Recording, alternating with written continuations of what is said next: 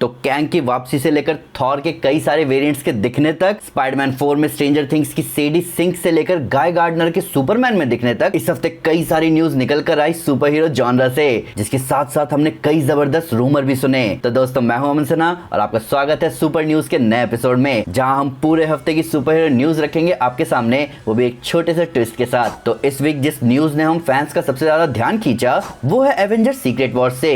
तो take radar से बात करते हुए रूसो ब्रदर्स ने बताया कि एवेंजर्स डूम्सडे और सीक्रेट वॉर्स के लिए वो सीक्रेट वॉर्स के दोनों वर्जन की स्टोरी लाइन से इंस्पिरेशन ड्रॉ कर रहे हैं। यानी जो एवेंजर्स सीक्रेट वॉर्स हम देखने वाले हैं उसमें 1984 और 2015 वाली दोनों ही सीक्रेट वॉर्स के एलिमेंट होने वाले हैं। अब ये न्यूज इंपॉर्टेंट है क्योंकि हम जानते हैं कि रूसो ब्रदर्स ने कई बार ऐसा बोला है कि उन्हें 1984 वाली सीक्रेट वॉर्स बहुत पसंद है, और अब इस खबर का सामने आना हमें बताता है कि आने वाली एवेंजर्स सीक्रेट वॉर्स में हमें 1984 की सीक्रेट वॉर्स स्टोरी लाइन के कुछ एलिमेंट्स देखने को मिल सकते हैं। हालांकि हम जानते हैं कि सारे एलिमेंट्स तो नहीं दिख सकते क्योंकि उस स्टोरी में कोई दम नहीं था। हाँ, वहां कुछ मोमेंट्स थे जो अच्छे थे। अब हमारे हिसाब से वो गैलेक्टस और स्पाइडी का स्टोरी आर्क हो सकता है जहां डूम गैलेक्टस की पावर्स को एब्जॉर्ब कर लेता है या स्पाइडरमैन को उसका ब्लैक सूट पहली बार मिलता है। तो देखा जाए तो रूसो ब्रदर्स ने मामले को इंटरेस्टिंग बना दिया है। वैसे हम इस पर एक डिटेल्ड वीडियो भी लाने वाले हैं, तो चैनल को सब्सक्राइब नहीं किया तो कर लो और बेल आइकन दबा लो ताकि उस वीडियो के बारे में आपको पता चल जाए। अब अगली न्यूज जो है वो बहुत बड़ी है हमारे स्पाइडरमैन के फ्यूचर के लिए।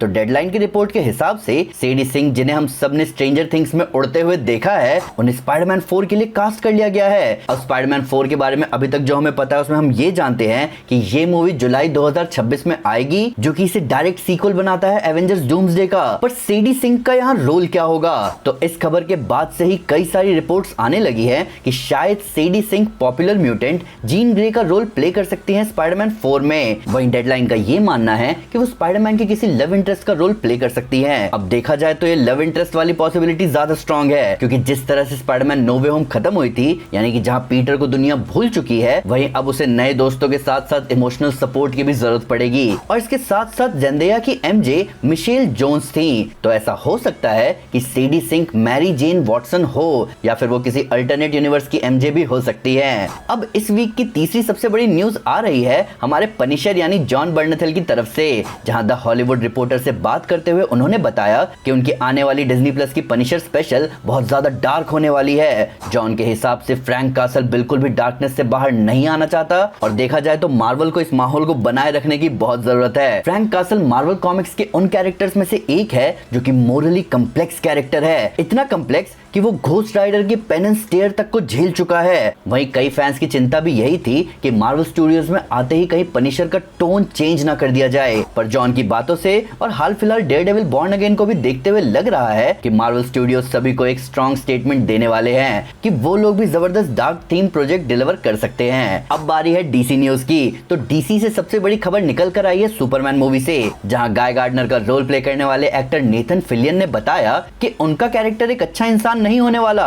नेथन का कहना है कि गाय गार्डनर कोई अच्छा इंसान नहीं है और ग्रीन लैंटर्न बनने के लिए भी अच्छाई की नहीं बल्कि करेज की जरूरत होती है, और वो उसमें है, पर वो अच्छा नहीं होगा। अब ये डिस्क्रिप्शन कॉमिक के गाय गार्डनर को भी सूट करती है। कॉमिक्स में भी गाय गार्डनर कोई हाई मोरल्स या वैल्यूज वाला कैरेक्टर नहीं रहा है, वो बस अपना काम पूरा करना जानता है, चाहे उसे वो काम कैसे भी पूरा करना पड़े। हालांकि इस मूवी में हमें ऐसा दिख सकता है कि यही गाय गार्डनर की सबसे बड़ी गलती है, जहां उसे ऐसा लगेगा कि वो सुपरमैन के केस को हैंडल कर सकता है, उसे अपने कंट्रोल में कर सकता है, पर जैसा कि मैंने अभी कहा यही उसकी सबसे बड़ी गलती होगी। पर अब चलते हैं रूमर जोन की तरफ। ये हमारा वो सेक्शन है जहां हम जानेंगे कि फैंडम में कौन से रूमर्स चल रहे हैं, और इन्हें बताने से पहले मैं ये बता देना चाहता हूं कि ये रूमर मेरी तरफ से नहीं है, ये बेसिकली इंडस्ट्री इनसाइडर जो हमें वीकली रूमर देते रहते हैं ट्विटर और दूसरे प्लेटफॉर्म्स पर, वो हम यहां बताने वाले हैं। और मैं आपसे ये भी कहना चाहूंगा कि इन रूमर को ज्यादा सीरियस ना ले, इन्हें बस अपने मजे और दोस्तों से डिस्कस करने की थ्योरीज के लिए रखें। तो आइए शुरू करते हैं रूमर जोन। तो सबसे पहली रूमर है निकोलस केज की घोस्ट राइडर को लेकर।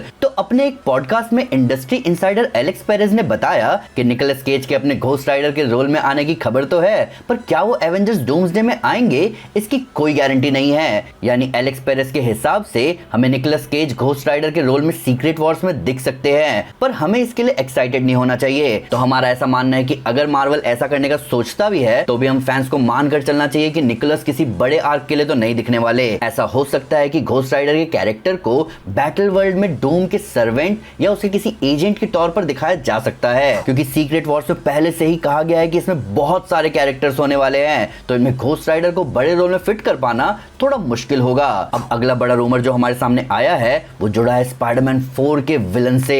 तो अपने ही पॉडकास्ट में एलेक्स पेरेज ने इस पर भी बात करी, जहां उन्होंने बताया कि स्पाइडरमैन 4 के विलन के तौर पर बहुत ज्यादा रूमर्स आ चुके हैं, जिनमें पहले नल को विलन बताया जा रहा था और उसके बाद मेफिस्टो और अब डूम को इस मूवी का विलन बताया जा रहा है। पर फिर एलेक्स ने यह भी बताया कि उन्हें ऐसे न्यूज मिल रहे हैं कि शायद एडी ब्रॉक को हम स्पाइडरमैन 4 में देख सकते हैं। तो इस रूमर में हमें उतना दम नहीं दिख रहा है, क्योंकि मार्वल स्टूडियोज फिलहाल उस दौर से गुजर रहा है जहां वो नल जैसे विलन को फिलहाल नहीं दिखाना चाहेगा, क्योंकि फिर वो मल्टीवर्स सागा के मेन विलन से अपना ध्यान अपनी तरफ खींच लेगा। वहीं हम जानते हैं कि स्पाइडरमैन 4 दो बहुत ही इंपॉर्टेंट मूवीज के बीच में आने वाली है, तो टेक्निकली इस मूवी में कंटिन्यूटी बने रहना बहुत जरूरी है, यानी कि यहाँ डूम का ही विलन बने रहना काफी सेंस बनाएगा।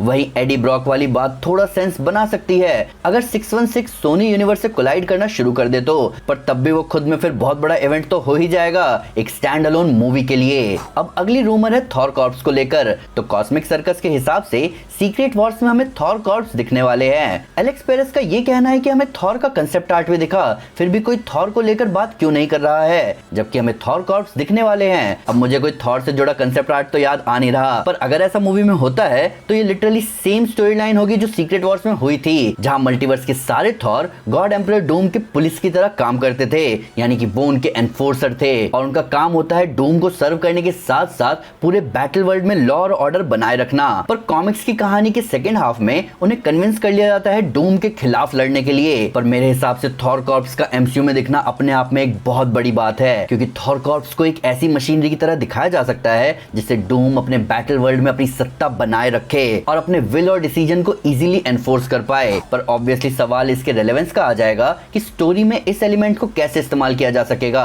वहीं आखिरी रूमर है हमारे फेवरेट कैंग से रिलेटेड। तो एलेक्स पेरेस के हिसाब से मार्वल स्टूडियोज अभी किसी भी एक्टर को रिकास्ट नहीं कर रहे हैं कैंग के रोल के लिए, क्योंकि कैंग को रिकास्ट करके उसको तुरंत मार देना लॉजिकल नहीं होगा और ना ही वो नेसेसरी होगा।